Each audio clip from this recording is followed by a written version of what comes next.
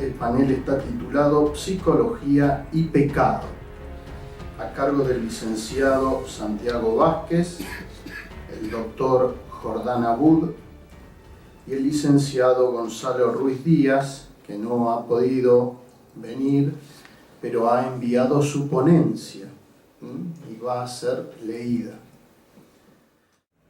Ustedes saben, cuando alguien dice psicopatología y pecado, lógicamente lo que estamos planteando podría tener otros nombres para marcar estas dos realidades, es decir, lo voluntario y lo involuntario, o el determinismo, la enfermedad, el vicio o la enfermedad. Pero yo creo que acá hay una cuestión muy importante de inicio, que es que no se trata de que el panel termine si ganó 1-0 el primero, o si esto es Boca River, o en el sentido que un extremo no se combate con otro.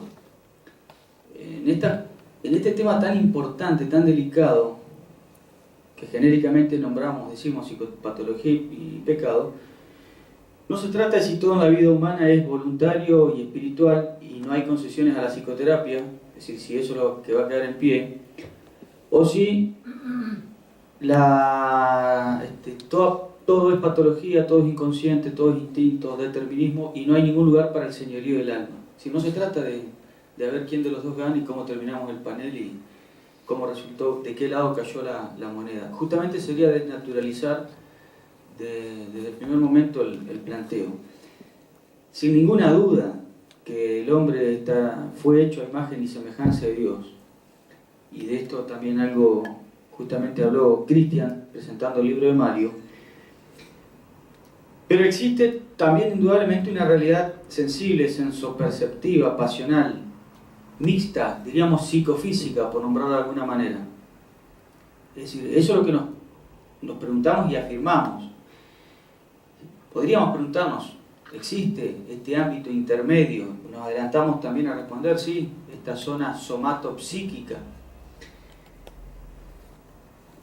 Por lo tanto, lo que queremos ver es si existe esta zona intermedia, este ámbito que está entre la medicina o la cruda farmacología o la pura farmacología y la dirección espiritual o la dimensión moral, ¿no? Esa es la pregunta. Porque en esa dilucidación, nada más ni nada menos, es donde se define el ámbito de la psicoterapia. Es decir, en la perspectiva formal del objeto de la psicoterapia, digamos, de eso, veremos sí qué lugar ocupa en esta vinculación entre el ámbito moral, el determinismo, la realidad orgánica o la realidad médica de la farmacología. Y yo creo que el gran objetivo al dilucidar esta especificidad de la psicopatología, o creo que uno de los grandes objetivos intelectuales al hablar de esta disyuntiva o de estas dos realidades, es lograr la unidad en la distinción y la distinción en la unidad, porque así es el hombre. A mí me parece que el gran desafío en esta disputa es poder encontrar uno tal vez de los ámbitos preferenciales de la realidad antropológica para hacer las distinciones necesarias que salven la unidad, y partir de aquellos hechos que hablan de la unidad del hombre, pero que llevan a necesarias distinciones. Yo diría, por un lado, hasta casi como un ejercicio intelectual, metodológico, pero tan luego además tratándose del tema del hombre. Este tema yo creo que tiene que ser tal vez el tema por antonomasia, donde reinan las distinciones y que se salve la unidad del hombre. Que hay una distinción no es un tema nuevo, aparte. Que hay distinción, no es un tema nuevo. La relación entre enfermedad y pecado es un tema tan viejo como la medicina, por decirlo menos. Creer que todo pecador es un enfermo, o que todo enfermo es un pecador. Yo, justamente, en aras de intentar respetar el tiempo, pero había traído incluso algunos textos para mostrarles, pero el nombre de los autores, es decir, alcanza con leer Pastoral Psiquiátrica de Blés, o Dirección Espiritual y Medicina Moderna de Schaller, que son dos libros clásicos que sugiero, es decir, a los que estén en el tema, no desconocerlos. No son escritos novedosos, ni escritos ni que renieguen ni de la fe, ni tampoco de la medicina, pero son textos donde está claro que hay un objeto propio que escapa a la sola farmacología y que no es el terreno del ámbito de las virtudes y de los vicios. También justamente sugiero ya, hemos hecho mención a otras obras, pero bueno, justamente hay unos trabajos de Mario ya de la década del 90, el psiquiatra Mesones Arroyo tiene una parte de la praxis de la psicoterapia y después creo que es algo sobre, son dos volúmenes, uno de la teoría y otro de la praxis, donde Mario tiene un artículo sobre este tema puntual, vinculado a la psicoterapia justamente. ¿Y qué es lo que podemos decir en cuanto a la cuestión espiritual, moral? Es decir, ¿cuál sería el terreno podríamos decir, el pecado? El terreno de la imputabilidad, o el terreno de las virtudes, de los vicios, o por decirlo ya genéricamente, el terreno moral. Tendríamos que hablar necesariamente de dos elementos. Yo no soy moralista, es decir, manejo los rudimentos de la moral, pero hay dos elementos para hablar de vicios, de virtudes, de pecado, que son la conciencia y la deliberación. Es decir, para hablar del terreno moral, tenemos que hablar de conocimiento y voluntariedad, al menos en algún grado, al menos en algún grado.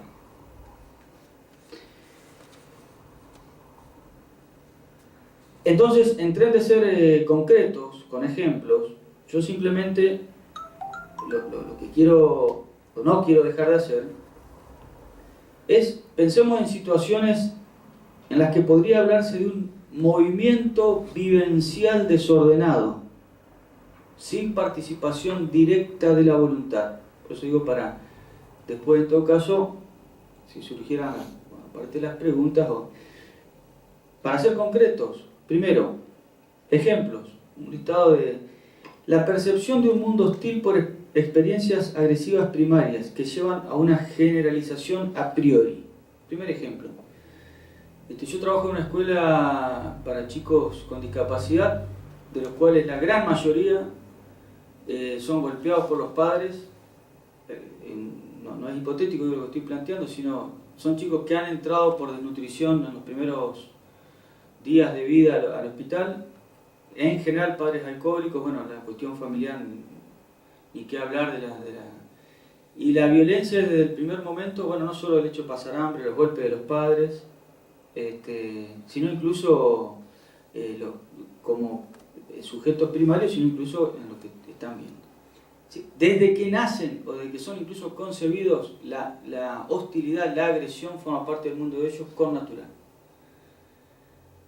No hay nada vivencial entre medio que permita suponer de que queda nuestra estructura de la memoria y de la afectividad, la captación de un mundo que es generalizadamente hostil. Y le doy un ejemplo con el cual yo incluso me manejo en esta escuela y los chicos están acostumbrados a que uno los llama y sabe que no se los llama para pegarles porque no les pegamos, pero creen incluso que es para retarlos. El solo hecho de decirle que los llamo para darle las gracias por algo, para felicitarlos, es algo que rompe la estructura mental, vivencial que tienen, porque es un mundo en el cual no conocen.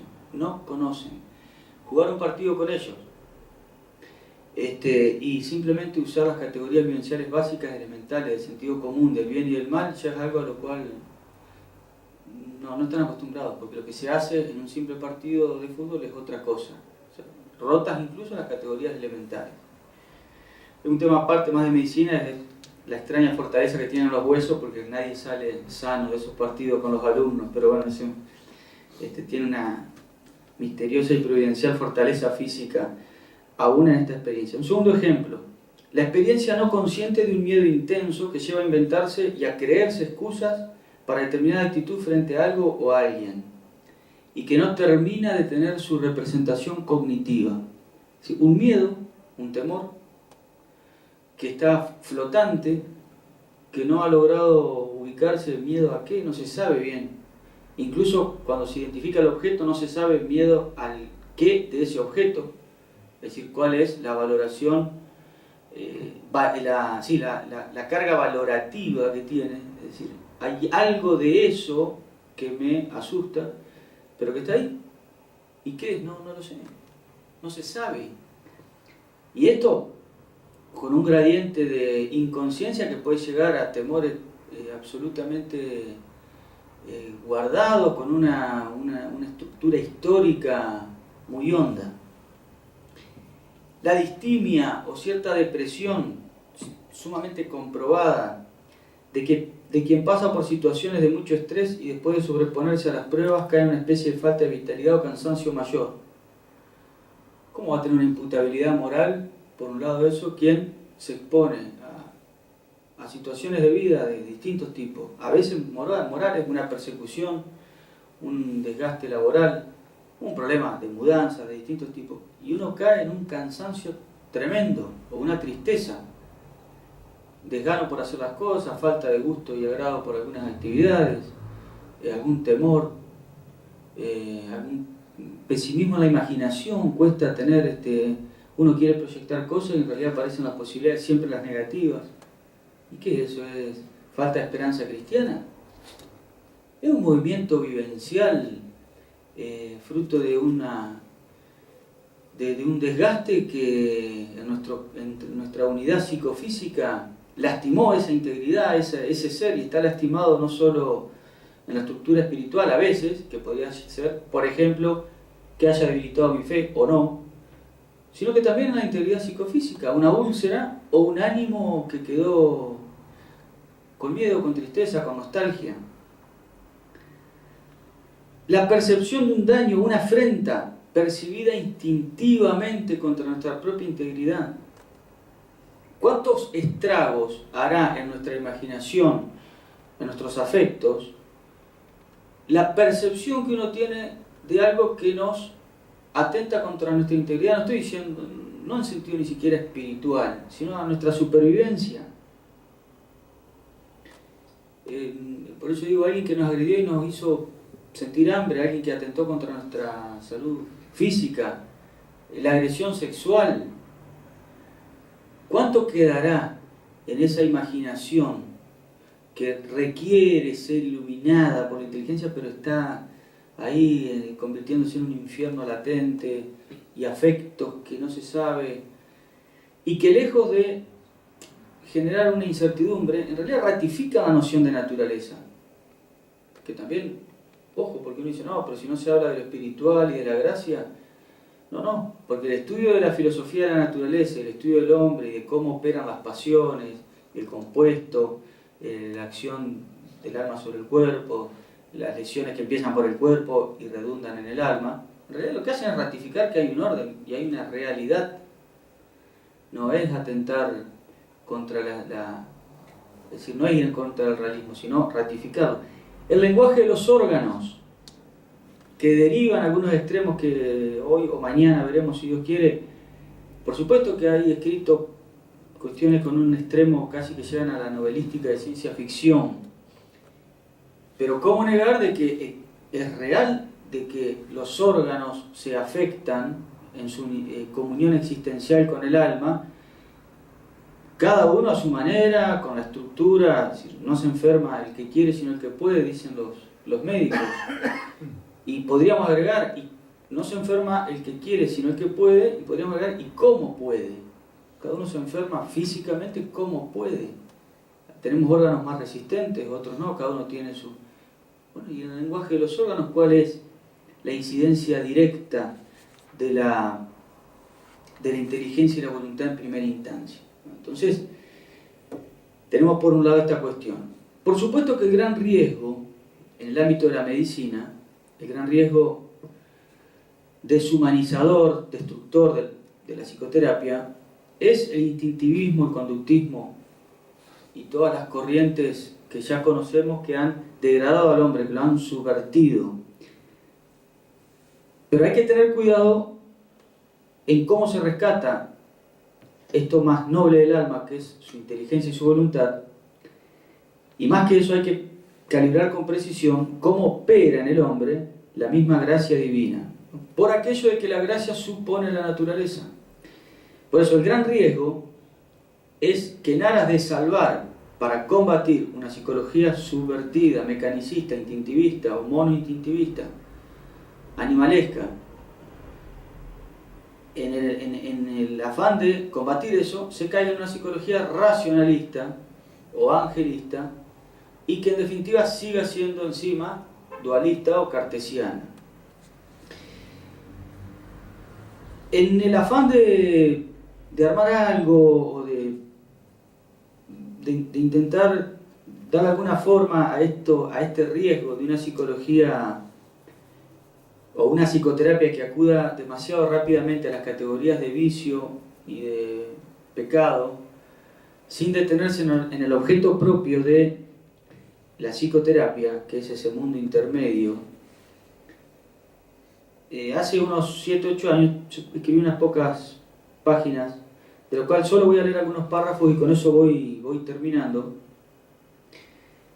que simplemente voy a tratar de tomar algunos párrafos que justamente apuntan al riesgo o por dónde puede pasar esta confusión que se puede dar entre el pecado o el ámbito de la dirección espiritual, de la confesión y el ámbito de la psicoterapia. Primero, eso sucede cuando el terreno espiritual y el sensible quedan confundidos. Primero, no es lo mismo nuestra vida sensible que nuestra vida espiritual.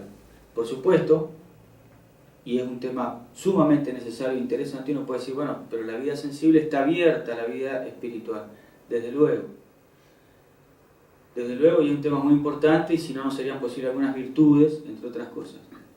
Pero esa apertura a la vida espiritual y al señorío del alma en sus potencias superiores no es absoluto y total. Hay un gradualismo, hay condiciones, hay muchos detalles antropológicos y clínicos que conviene conocer. Ojo con la analogía de los términos. El término salud, como el de enfermedad, es analógico. Tiene un sentido de base que podemos vincularlo con cualquier distorsión o afrenta a la plenitud y a la perfección humana. Ese sería, podríamos decir, un sentido de base. Pero cuando hablamos de perfección y de salud, ciertamente lo hacemos en sentidos diversos según nos refiramos a la medicina, a la psicología o la pastoral. Y acá copio un párrafo que no tengo la menor idea de qué lugar se lo habré sacado a Mario. Está claro que se trata solo de un concepto analógico. Por otra parte, no puede hablarse de patologías estrictamente espirituales. El alma, por ser espiritual, no puede enfermar ni padecer sino solo en un alejado sentido analógico. Y de cualquier manera, esas patologías del alma no son de incumbencia de la psicología, sino de la moral. Se habla de enfermedad espiritual, sí, pero en sentido analógico. Sí, como algo que no contribuye a la plenitud de aquella vocación a la que estamos llamados. En ese sentido, vendría a ser una enfermedad espiritual, pero no es el concepto de base ni es el concepto preciso de enfermedad. En sentido amplio, el pecado es una enfermedad, en sentido amplio. Pero también la necedad es una enfermedad, el ataque de pánico es una enfermedad, la gripe es una enfermedad, pero no es todo lo mismo. ¿Qué sucede cuando no se distinguen los planos? Una de ellas es que se moralizan las patologías que tienen una explicación próxima del mundo químico o biológico y se da una explicación causal biológica de enfermedades morales que tienen su raíz en la libertad. O sea, ¿qué sucede cuando se mezclan los planos? Y que se hace una interpretación psicológica o biológica del terreno moral, o se pone el acento en una interpretación moral que tiene como causas inmediatas, anteriores, o como causa más próxima, una explicación del mundo de la filosofía de la naturaleza, sea del orden médico o farmacológico.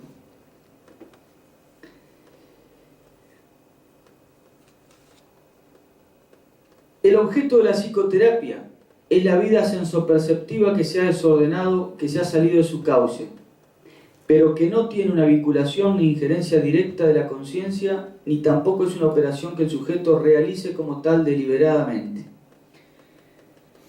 Cuando un paciente va al consultorio, por supuesto puede ir por muchos motivos que merezcan una rápida derivación, no solo espiritual, sino a veces física, médica. Pero en realidad estos dos elementos se ven incluso empíricamente, si es un verdadero cuadro vivencial que requiere de psicoterapia, que es cierto desconocimiento, incluso básico, es decir, no sé qué es lo que me está pasando, no, tengo el pánico. Generalmente el paciente, ahora se ha hecho algo más popular, o sea, todo el mundo ve en televisión y demás, pero claro, por supuesto, un paciente un buen día, una persona estaba en la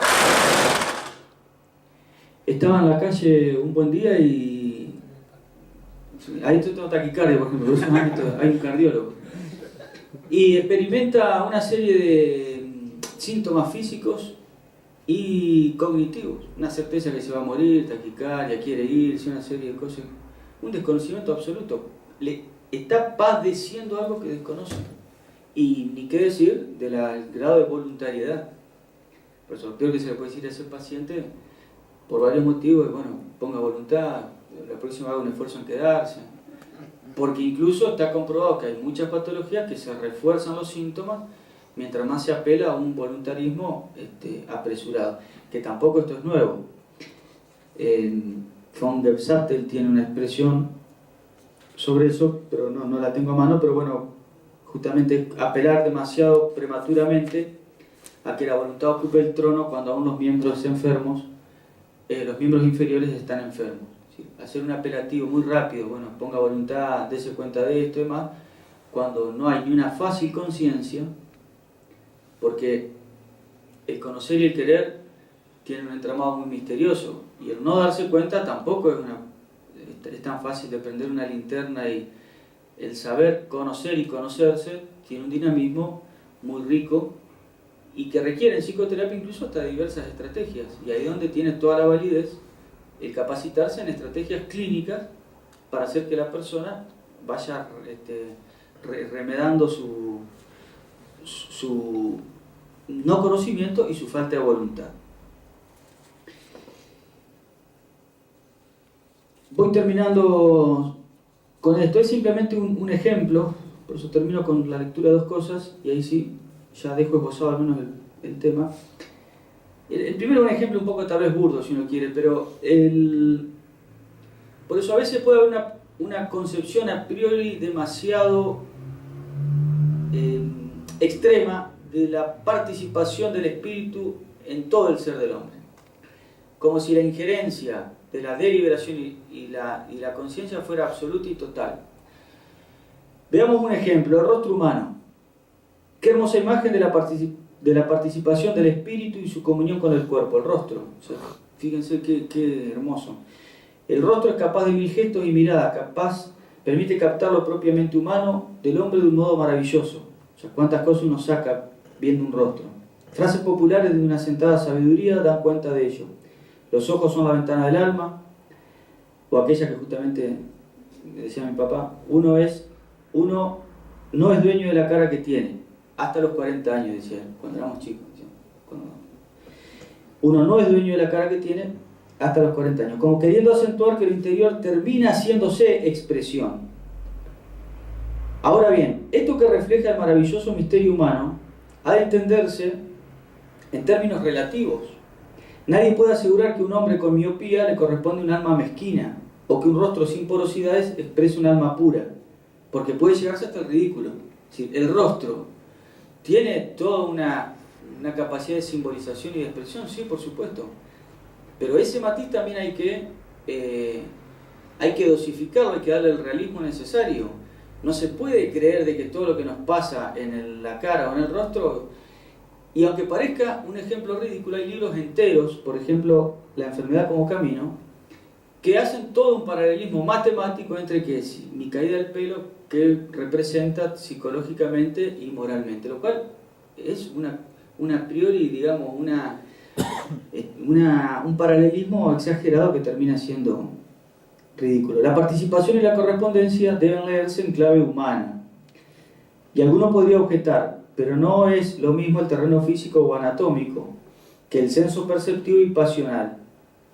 Porque es cierto, uno podría decir, bueno, pero esto es anatómico. Pero respondemos, si bien pueden no ser exactamente equiparables, cualquiera que esté mínimamente familiarizado con la biología o la medicina sabe del descubrimiento permanente del componente orgánico de tantas emociones, predisposiciones y hasta reacciones del paisaje humano, lo cual ciertamente induce casi siempre a una interpretación materialista, como puede ser afirmar que el amor es solo fisiología o la depresión es solamente una cuestión de un fármaco. Lo más propio de la psicoterapia no es la conducción del paciente a la vida moral, y termino con esto que también es de Mario. Rechazo, por supuesto, cualquier pretendida neutralidad ética. Nadie está hablando de neutralidad ética. Pero no es esa la misión del psicoterapeuta, sino la del sacerdote. El primero debe, precisamente, remover todos los obstáculos afectivos o de otro tipo que impiden al enfermo el adecuado ejercicio de la libertad. Un psicólogo que dé órdenes de tipo moral está excediendo el marco de sus funciones. Repito, no digo esto en razón de una neutralidad ética, lo digo en razón del papel del psicólogo y del campo específico de su acción, que no es la vida moral, sino la vida afectiva y senso-perceptiva. Bueno, vamos a leer entonces la ponencia de Gonzalo Ruiz Díaz, que como dijeron no ha podido venir. ¿Sí? Como advertencia y justificación, remitimos para este tema al clarificador artículo del Dr. Jordán Abud, donde con la beligerancia que caracteriza al investigador realista, heredero del putacio medieval, afronta las distinciones de pecado y psicopatología, psicoterapia y psicología, naturaleza y gracia, con una claridad meridiana y contundente. El artículo se llama Ante la tarea de una psicología realista del año 2010. Lo nuestro es una brevísima y pobrísima introducción al respecto. El individuo es, en última instancia, el objeto de la ciencia y, de modo más patente aún, el objeto de la psicoterapia. Este individuo, considerado luego de las abstracciones que lo simplifican, de los esquemas y etiquetas, como se estila decir hoy, que tratan de encuadrarlo en una categoría, este individuo pierde su particularidad y, por ende, su complejidad. En el reconocimiento de este ser personalísimo, la inteligencia con la participación y a través de los sentidos internos, realiza una abstracción del individuo concreto, despojándolo de sus elementos particulares que lo distinguen del resto de los individuos. Acción esta de lo más natural para el conocimiento humano. Esta desmasterización del objeto es el comienzo de un proceso que debe, tanto en el ámbito de la vida cotidiana como en el campo de la ciencia, completarse con la vuelta a la imagen, o con conversio fantasmatum, con el descenso de la claridad que irradian los conceptos universales, al barro de la existencia concreta, donde el individuo, lejos de la luminosidad y pureza que presenta en el recinto de la inteligencia, aparece lleno de aristas, enredos y recovecos. Estos dos movimientos son el sístole y la diástole del conocimiento humano, y por lo tanto no es posible exaltar uno en desmedro del otro, porque tanto el sujeto como el objeto se verían empobrecidos. La conversio es fatigosa, porque vuelve a plantear al investigador todas las particularidades de las que se había desprendido y desentendido en la abstracción. Cargar con todas las individualidades implica una complejización, pero de eso se trata. O por lo menos, de eso se trata el realismo. Esta actitud de cargar con el peso de las espinas y las rugosidades de la existencia es la actitud de fidelidad a lo real, a lo concreto, a lo individual. En esta actitud de fidelidad, el realismo se diferencia de ideología, ya que ésta, al no estar motivado por el interés de la verdad, no solo la abstracción se realiza rápidamente, sino la conversión es atropellada, rompiendo en su descenso agitado con todos los detalles que fatigan la especulación, con todas las aristas que no encajan en la inefabilidad de los conceptos preclaros que abrazaron. Lo real es complejo. El realista debe, por lo tanto, ser sosegado y paciente. Vemos esta actitud de manera ejemplar en Santo Tomás de Aquino, reiteradamente evocada en sus cuestiones. Esto es así según, pero no es así según, relativizando, no de manera absoluta, cada afirmación a la complejidad de su encarnadura concreta. Cualquier objeto de estudio es complejo y por ende también lo es su escudriñar. Más aún, en el tema que nos toca, psicopatología y pecado. Dejando de lado las cuestiones de las denominaciones y de la ambigüedad de las palabras, temática de sumo interés, que afectan a esta cuestión y que de ello se podría discutir extensamente. Ejemplos son los vocablos como enfermedad, salud, libertad, terapia. Nociones todas estas que interesan clarificar y calibrar para que nos entendamos al abordar estos temas. Dejando pues al margen este problema, nos dedicaremos a ver las posibilidades de interacción entre los distintos órdenes. Muy al pasar, para no detenernos, sino en aquello que tienen de lo más distintivo. Y en esta complejidad hay que evitar dos errores opuestos: la estratificación, que absolutiza la distinción, y el sincretismo, que absolutiza la unidad. Las dos actividades, repetimos, son necesarios: abstracción y conversión, el distinguir y el unir, de Maritain. Si el movimiento cognoscitivo es incompleto, caigo en la estratificación o en el sincretismo. El pecado y la psicopatología son realidades humanas. Esto es considerar la unidad, abstraer. Pero realidades humanas de distinto orden. Esto es distinguir, volver a considerar la particularidad.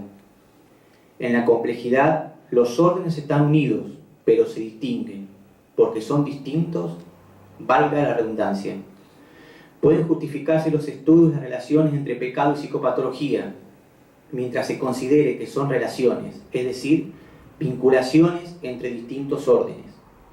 Lo mismo es totalmente justificable una especulación que aborde la psicopatología sin recurrir a un tratado de moral, aunque el orden sensible y el orden espiritual estén unidos en un mismo sujeto particular. Psicopatología y pecado, situaciones existenciales. En la relación entre psicopatología y pecado podemos distinguir 4 tipos de interacción. 2 en cuanto a la consumación de la interacción: sano pecador y enfermo santo. Los otros 2 términos no nos interesan para demostrar diferencias de órdenes. Y en cuanto a la influencia que entre los 2 órdenes pueden ejercerse, aquí también nos ocupamos solo de la influencia que puede servir a nuestros propósitos, del pecado a la locura y viceversa, y no atendemos a las relaciones entre salud y santidad. Como destacamos la importancia del individuo, nos limitaremos a exponer 4 tipos de posibles de existencia y situaciones humanas indivisas que no pueden rechazarse sin caer en la necedad. Si consentimos que estos casos son posibles, es decir, susceptibles de ser reales, no hay más que discutir. Las conclusiones se caen de maduras. Los ejemplos son burdos, gruesos, para mejor entender. Pero si estos ejemplos son posibles, cuanto más aquellas situaciones de mayor sutileza, es decir, las típicamente humanas. Estamos al decir de Pascal entre la bestia y el ángel, y de un extremo al otro podemos pasar por todos los grados posibles. Aquí las 4 situaciones. Primero, se puede ser sano y pecador. Se puede pecar y ser completamente sano. Y por tal motivo, no solo pecar, sino pecar fuerte.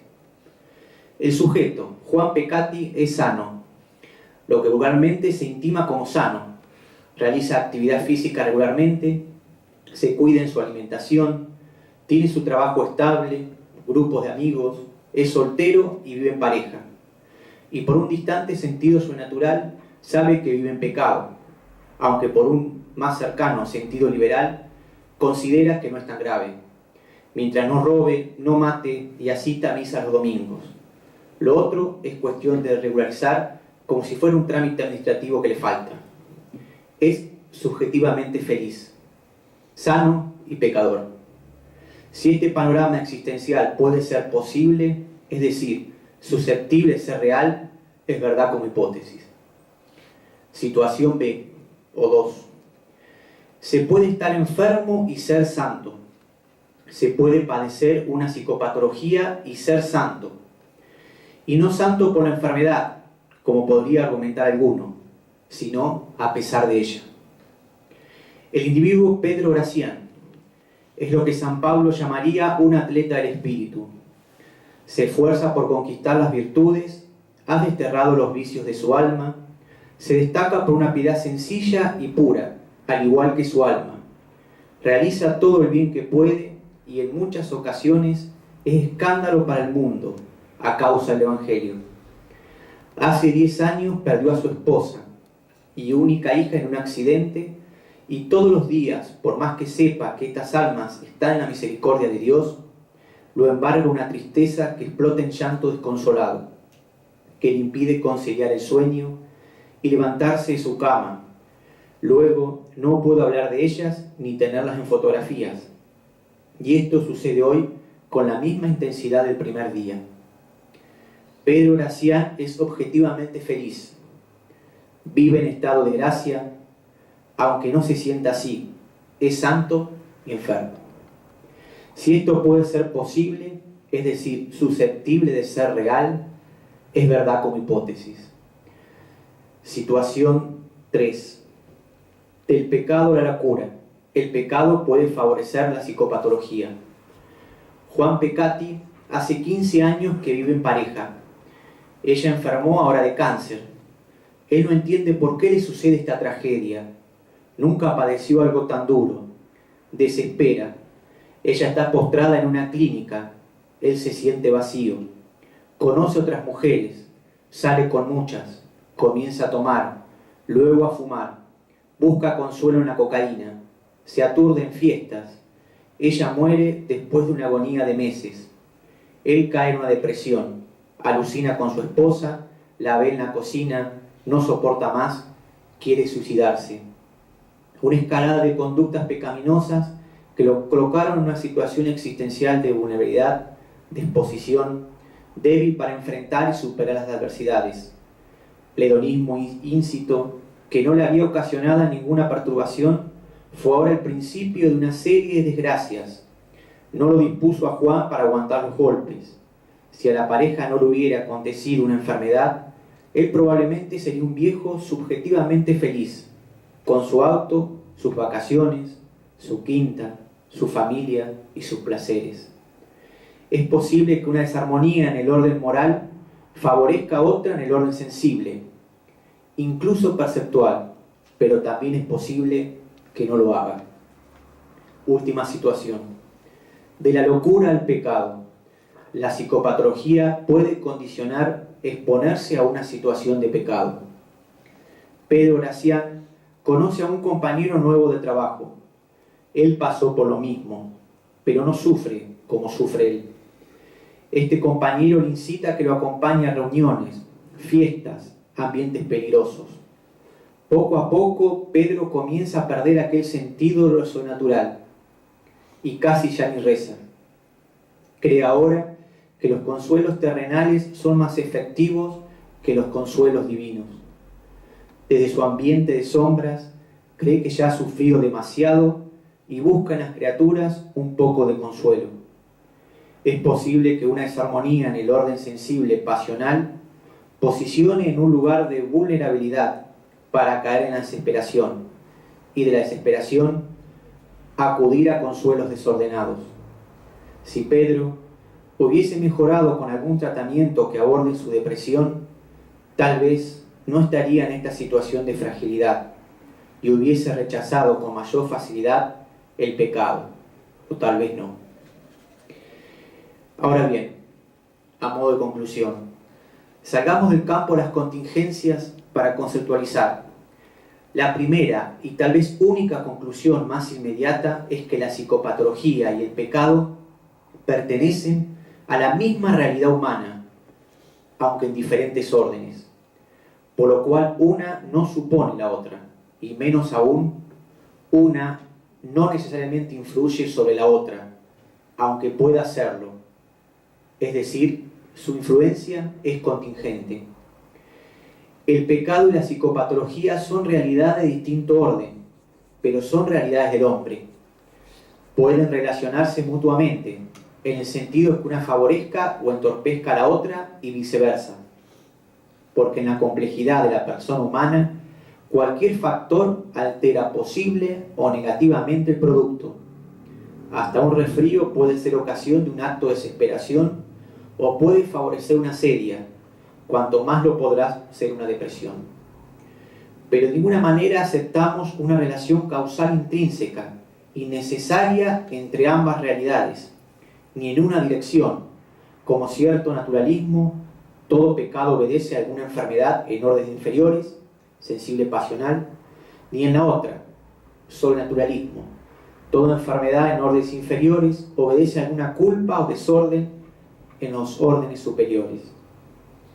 Aceptar esto sería caer en un sincretismo que anula las diferencias absorbiendo un orden en otro, en pro de una unidad sin matices. La libertad es el quicio, este acto, el acto libre, que es a la vez consciente, inteligencia y movido por un querer, voluntad. Planta la distinción entre los órdenes de manera radical. En el pecado, la libertad es una condición. Es necesario que una acción pecaminosa sea libre, aun en los casos en donde se ha arraigado un vicio que parecería disminuir esta característica. Aun en estos casos, la libertad queda siempre salvada. De modo contrario, estaríamos condenados de vida. En cambio, en la psicopatología, la libertad no siempre interfiere. Muchas veces es su ausencia, la falta de libertad, lo que la define. Hay psicopatología cuando hacemos o padecemos algo que no entendemos ni queremos, pero somos, en parte, agentes de ese hacer y de ese padecer. Se podrá seguir con las semejanzas y desemejanzas, pero basta la presente exposición para nuestros objetivos. Señalar que la psicopatología y el pecado obedecen a órdenes distintos, pero como suceden dentro de la naturaleza humana, las interacciones e influencias son evidentes. Retomando las aclaraciones primeras, destacamos para terminar que la dificultad en esta temática no parecería obedecer al objeto, que de por sí es complejo, sino más bien a la actitud del investigador. Los errores de sincretismo y estratificación tienen su atractivo, que es el ansia de claridad y distinción a las que aspiramos, pero el precio que hay que pagar es muy alto: simplificar el objeto, despojarlo de aquello que no entendemos. Actitud del investigador, que por más que dé con numerosas verdades, no deja de ser ideología, un movimiento incompleto del intelecto, movido por un interés distinto a la verdad. Licenciado Gonzalo Javier Ruiz Díaz, fechado el 1 de abril de 2018.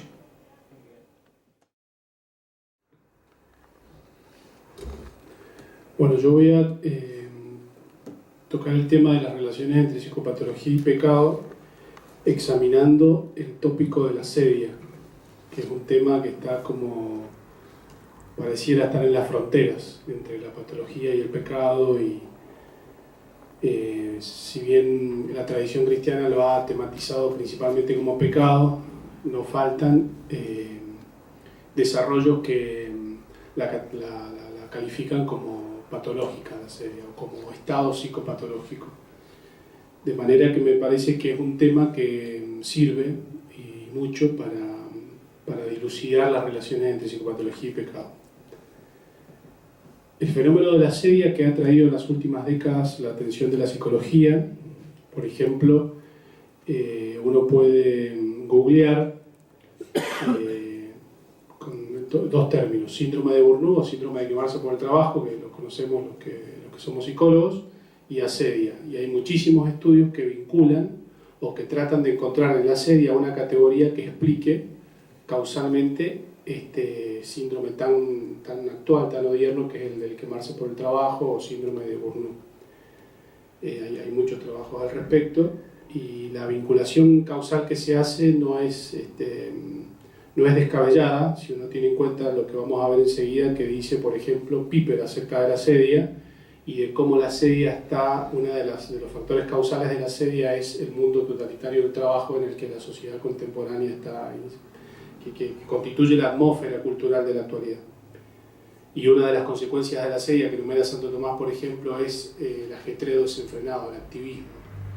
De manera que la vinculación entre síndrome de Burnout y asedia no es gratuita. Bien, entonces, este fenómeno ha atraído en las últimas décadas la atención de la psicología y bajo otras denominaciones constituye un recurrente foco de interés de numerosos pensadores y literatos del siglo XX, del siglo XIX. Este fenómeno puede permitirnos realizar una aproximación al problema de las relaciones entre la psicopatología y el pecado. Ella, en efecto, puede ser considerada desde dos puntos de vista distintos y complementarios. Por un lado, como un movimiento pasional premoral determinado ontológicamente, es decir, como inherente a la condición humana, y también como un movimiento pasional premoral determinado biopsicosocialmente. Uso esta terminología un poco confusa de la psicología contemporánea, que de cualquier manera me parece que puede servir para explicar la naturaleza de este movimiento pasional premoral. Puede ser entonces considerado como movimiento pasional premoral y como estado pecaminoso. Son los dos puntos de vista. Analizar la asedia en este sentido puede permitirnos arribar a una serie de conclusiones que contemplen la diferencia específica entre psicopatología y pecado, como así también sus múltiples relaciones. Tres pueden ser en este sentido las virtualidades de este abordaje. Primero, reconocer la realidad del pecado en la existencia humana y concretamente en el dinamismo sensible en el que el psicólogo detiene su mirada. Segundo, reconocer la posibilidad de una configuración pasional patológica en cierto modo asediosa, determinada biopsicosocialmente. Y tercero, reconocer qué cosa es pecado en sentido propio y cómo éste puede dar lugar a una patología psíquica sin que ello implique establecer una relación causal necesaria o identificar una cosa con otra. Entonces, primero voy a presentar la conceptualización que hace Santo Tomás de la asedia. Santo Tomás la presenta como pecado, como uno de los pecados capitales. La asedia en sentido propio sería un pecado capital. Después vamos a considerar la asedia en tanto movimiento premoral del apetito sensitivo, también considerada por Santo Tomás de esa manera, y por último algunas consecuencias de estos abordajes en psicopatología. Entonces, definición de asedia, atendamos primero la definición del término en cuestión. Nos hallamos frente a una palabra transliterada del griego, akedia, que posee, como sucede siempre con las lenguas clásicas, una notable riqueza de matices. No podemos exponer aquí todo el itinerario semántico de esta palabra, ni tampoco es necesario hacerlo si tenemos en cuenta que la conceptualización realizada por Santo Tomás, que es la que principalmente expondremos, recoge casi toda la herencia anterior, la sistematiza y ofrece una definición y una explicación que contempla las fuentes posibles de este malestar. Las conceptualizaciones posteriores de la asedia y el abordaje de fenómenos parangonables con ella que realizan diversos autores modernos y postmodernos. En este sentido podemos mencionar, por ejemplo, a Nietzsche, a Heidegger, a Viktor Frankl, a Erich Fromm, a Emile Cioran. Son todos autores que abordan, y a veces con mucha agudeza, como Heidegger, por ejemplo, fenómenos que son claramente parangonables a la asedia. No le llaman asedia, pero sí uno puede ver que las descripciones que hacen son semejantes a las que hacía Santo Tomás e incluso Casiano y Evagrio Póntico. Estos fenómenos que pueden ser reconducidos con los cuidados del caso a las precisiones tomasianas. Es lo que de un modo u otro realiza, por ejemplo, el filósofo italiano contemporáneo que es discípulo de Heidegger, Giorgio Agamben, en su obra Estancias. Agamben, un filósofo italiano que trata mucho el tema de la asedia y que reconduce todos estos fenómenos que analizan los filósofos contemporáneos, que son asemejables a la asedia, a las características que la asedia tiene en Santo Tomás.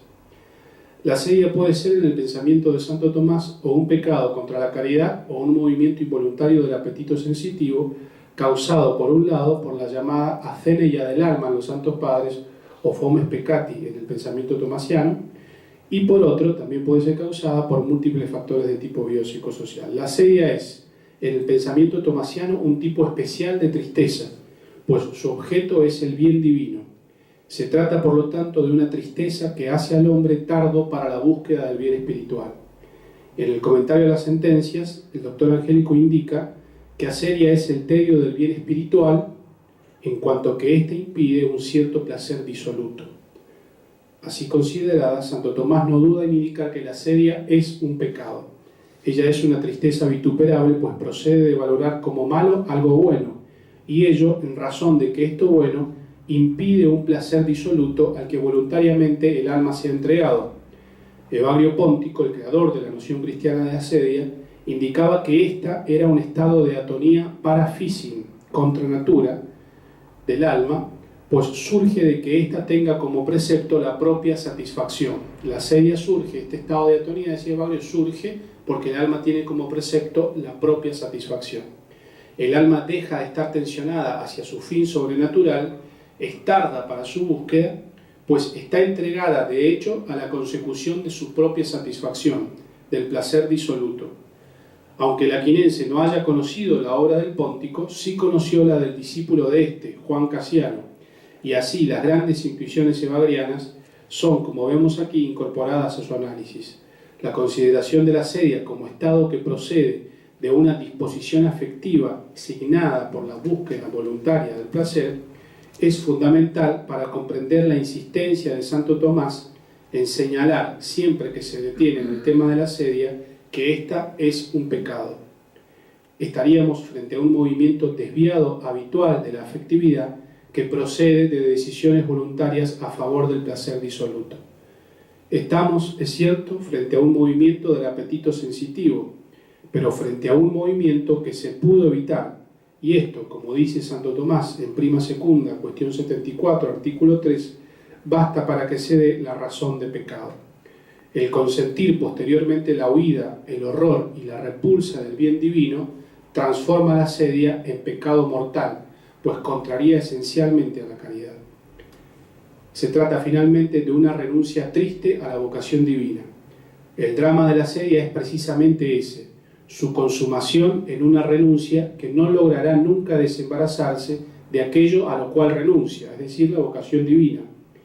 Dicho más claramente con Piper, cito, la asedia como pecado capital es la renuncia malhumorada y triste, estúpidamente egoísta, del hombre a la nobleza que obliga de ser hijos de Dios. Por eso la asedia, en último término, significa que el hombre no quiere ser lo que Dios quiere que sea, es decir, que no quiere ser lo que realmente es. Fin de la cita. Por la asedia dejamos de buscar aquello que sin embargo no podemos dejar de desear, y así el deseo infinito de nuestras almas se derrama en cosas que no la pueden saciar, como es el caso de aquellos, dice Santo Tomás, que no pueden gozarse en las delectaciones espirituales y por eso se entregan a las corporales. La asedia provoca así dos tipos de reacciones en el alma de quien la padece: huir de aquello que le causa tristeza, molestia, es decir, de Dios y de estar consigo mismo, o acallar esa tristeza con otros placeres. Son convocadas así las filia asedia, las hijas de la asedia, cuya aparición en la dinámica psicoespiritual del asedioso Piper resume magistralmente del siguiente modo. Cito, quien no quiere ser lo que radicalmente y a pesar de todo es, no puede morar en su propio interior. Intentará, por tanto, aunque en vano, arrancarse de su medio, por ejemplo, en el desasosiego del trabajo por el trabajo mismo. El estrés, por ejemplo, puede terminar en estrés, o en la insaciable curiosidad y afán de espectáculos, en que no aspira a adquirir conocimientos, sino que únicamente busca posibilidades de abandonarse al mundo, de eludirse a sí mismo. Acá utiliza categorías propias de Heidegger, Piper. Fin de la cita. Santo Tomás enumera, a la hora de hablar de estas hijas de la asedia, un inquietante cortejo de consecuencias psicoespirituales y conductuales.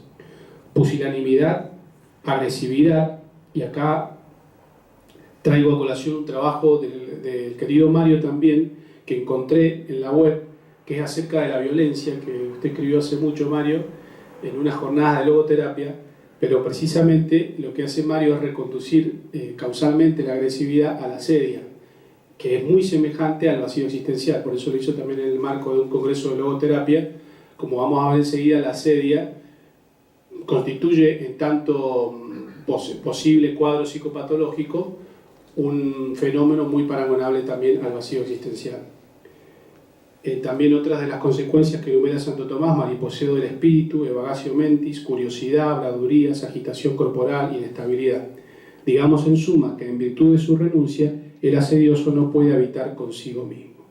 Bien, veamos ahora entonces la asedia en tanto movimiento premoral del apetito sensitivo. la doble causalidad que se puede identificar en la obra de Santo Tomás respecto de este movimiento del apetito sensitivo que es premoral. Santo Tomás, yo creo que aquí establece dos causas de este movimiento.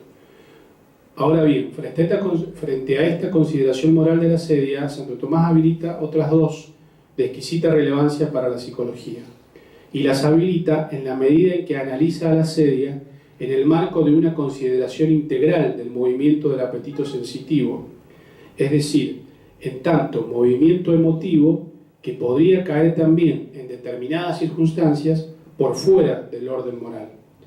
Recordemos aquí que cuando la quinense se pregunta si puede haber pecado en la parte sensual o apetitiva, su inicial respuesta afirmativa es convenientemente matizada después en las respuestas a las objeciones, en las cuales señala claramente que pueden existir movimientos que no sean voluntarios y que por lo tanto no participen de la razón de pecado. La principal razón que pone aquí es la corrupción en que se halla la parte apetitiva sensible, la sensualidad, en el estado poslapsario, después de la caída original. Pero la sugerencia general de la quinencia aquí es que pueden existir movimientos de la sensualidad que no pueden ser evitados y que por lo tanto no son pecado en sentido propio. Y ello puesto que, como señala en varios lugares de su obra, y cito, todo pecado es acto voluntario, dice en la secunda.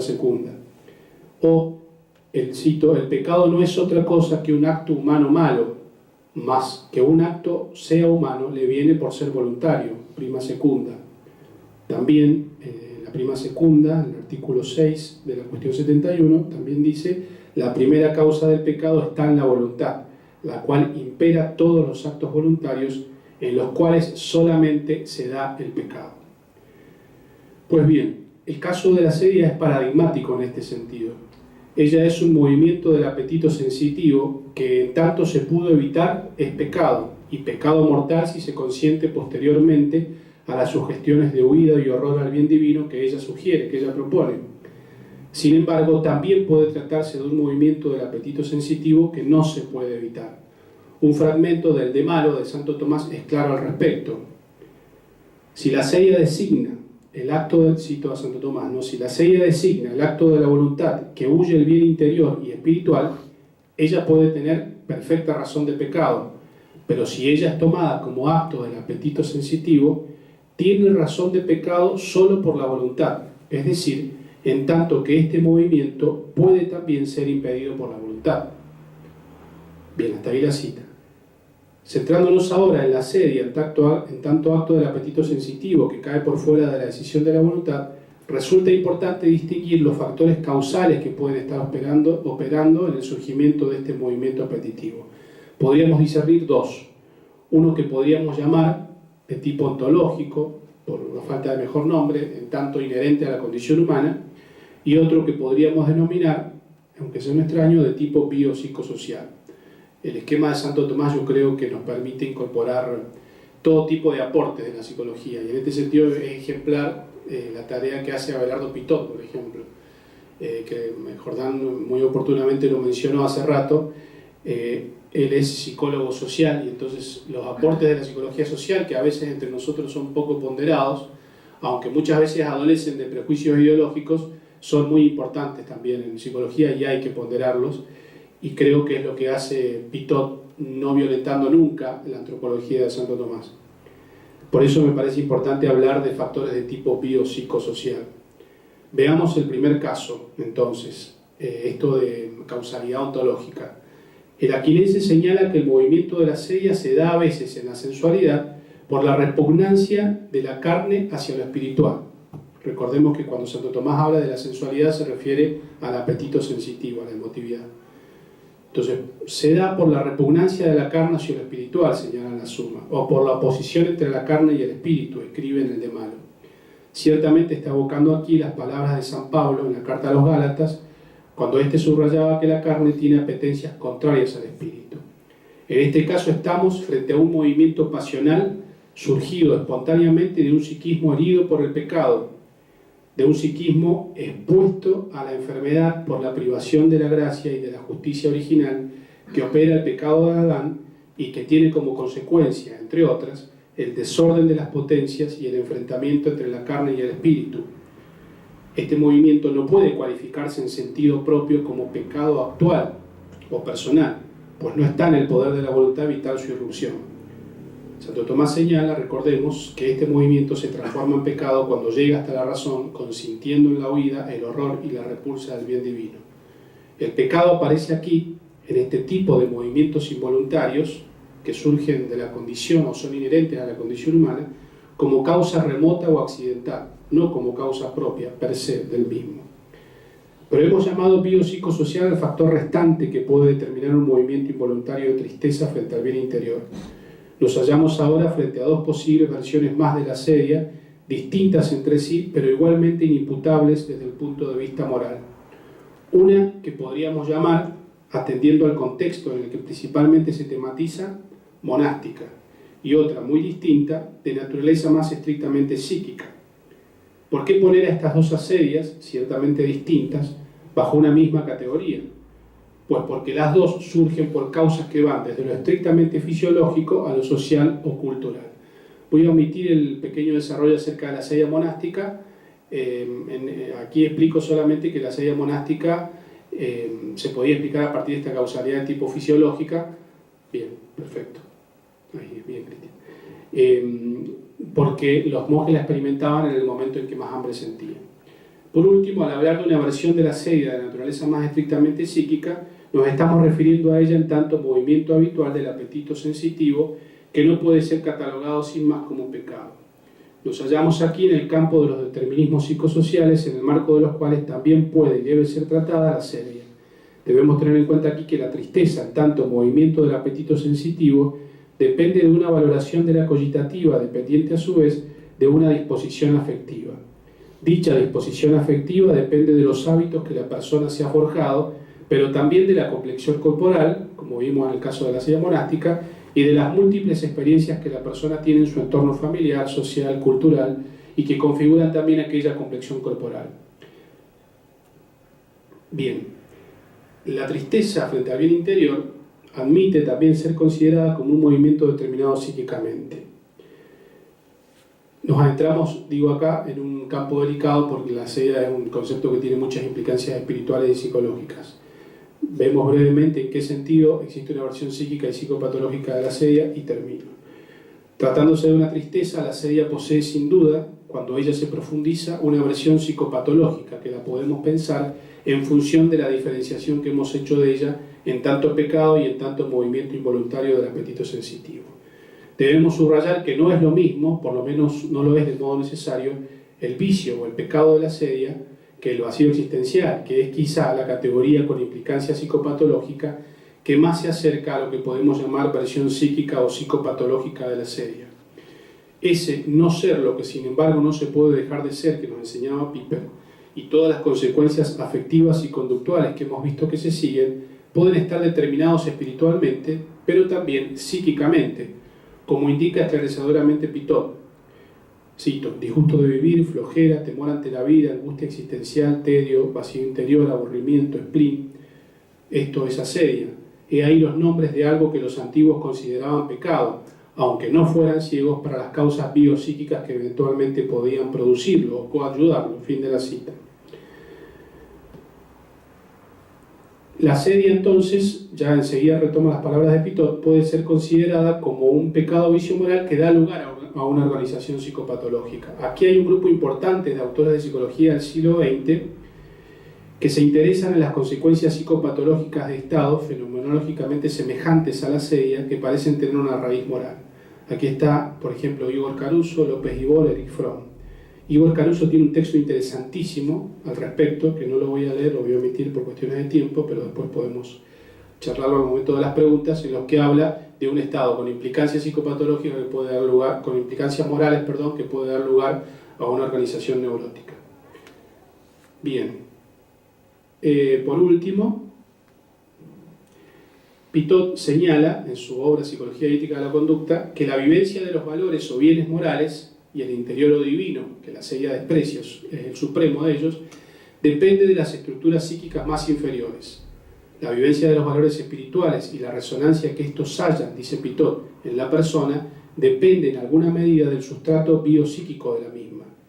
Cegueras y sorderas morales, y la asedia es una ceguera, una sordera moral. De hecho, el padre Jorge habla de ella como, en su libro sobre la asedia, apercepción y dispercepción del bien divino. Estas cegueras y sorderas morales pueden tener una base biopsíquica. Hasta ahí Pitot.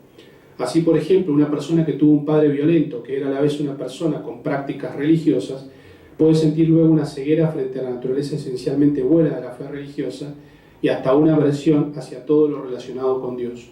También se puede dar en los casos de abuso por parte de religiosos. Por ello, Pitot no duda en hablar, como vimos más arriba, de causas biopsíquicas de la asedia. Esta afirmación la incorpora en un análisis que pondera los diversos factores que entran en juego en la vivencia subjetiva de los valores o bienes morales y que la pueden condicionar. Además de los biopsíquicos, considera los factores de tipo social, indicando que el hombre incorpora socialmente desde niño las pautas de valor,